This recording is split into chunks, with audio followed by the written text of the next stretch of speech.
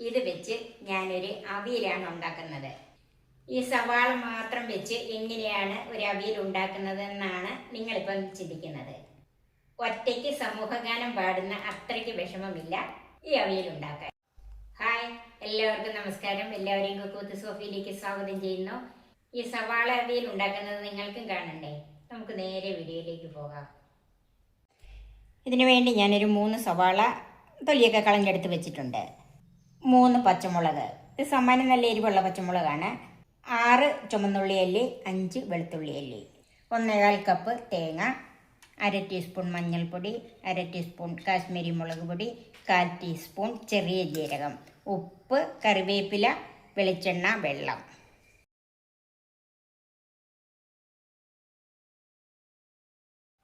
ഇപ്പം ഈ സവാള നീളത്തിൽ ഇത് തീരെ കനം കുറച്ചല്ല, ഇതുപോലെ കനത്തിൽ അരിഞ്ഞു വെച്ചിട്ടുണ്ട്.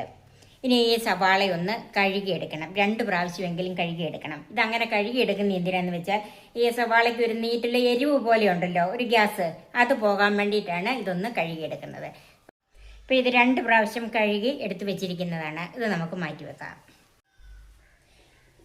ഇനി ഈ മുളകും ഉള്ളിയും വെളുത്തുള്ളി തേങ്ങ എല്ലാം കൂടി ഒന്ന് ചതച്ചെടുക്കണം. അവിയലിന് ചതയ്ക്കുന്നത് പോലെ തന്നെ ചതച്ചെടുക്കണം. ഒന്ന് മുളകൊന്ന് മുറിച്ചിട്ട് കൊടുക്കാം. ഉള്ളിയും ഒന്ന് ചെറുതാക്കി ഇടാം. ചുവന്നുള്ളി, വെളുത്തുള്ളി, 1 തണ്ട് കറിവേപ്പില, ചെറിയ ജീരകം, മഞ്ഞൾപ്പൊടി, മുളക് പൊടി, തേങ്ങ.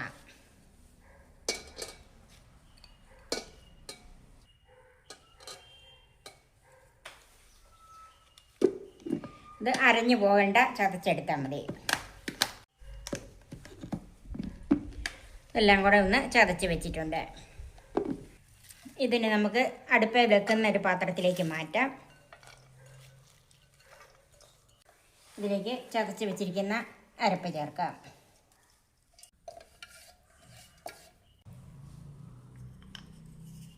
ഉപ്പ് ചേർക്കാം.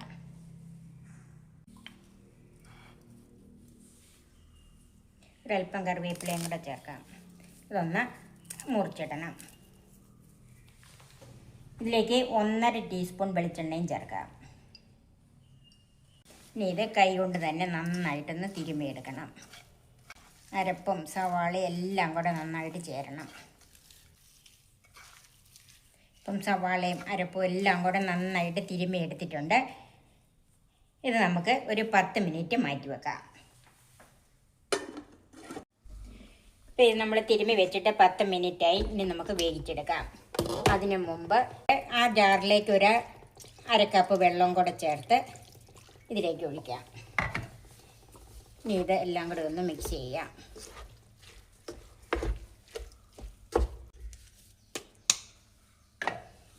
ഇനി നമുക്ക് അടച്ച് വെച്ച് വേവിച്ചെടുക്കാം. ഇടയ്ക്കിടയ്ക്ക് തുറന്ന് ഇളക്കി കൊടുക്കണം.